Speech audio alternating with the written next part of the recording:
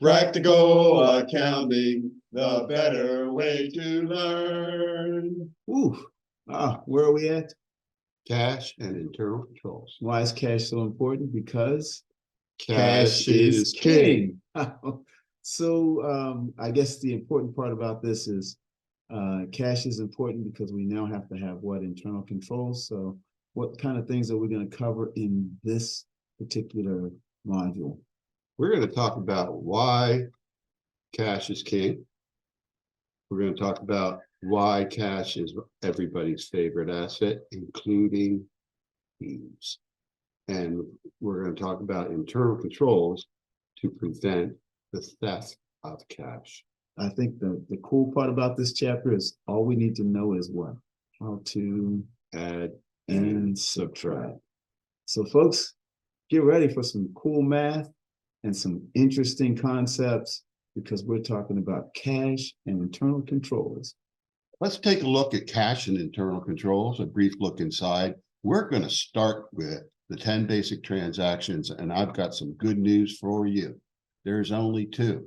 Collect, my personal favorite, which is really the first part of this module. It's for cash receipts when we're receiving cash. So our cash goes up and our accounts receivable from the customer who owed us cash goes down.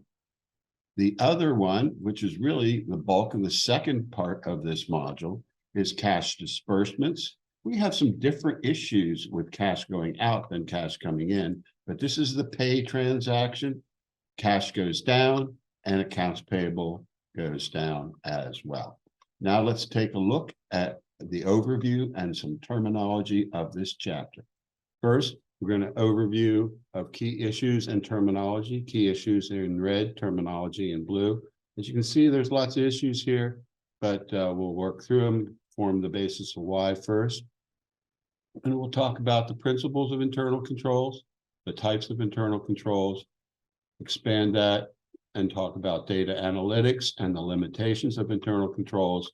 In our third module, we're going to talk about internal controls for cash receipts, which is collecting incoming cash, where the big issue is, was it recorded and deposited, or did somebody lift it on the way in? Who do we need to think like in this chapter, John? We need to think like a criminal.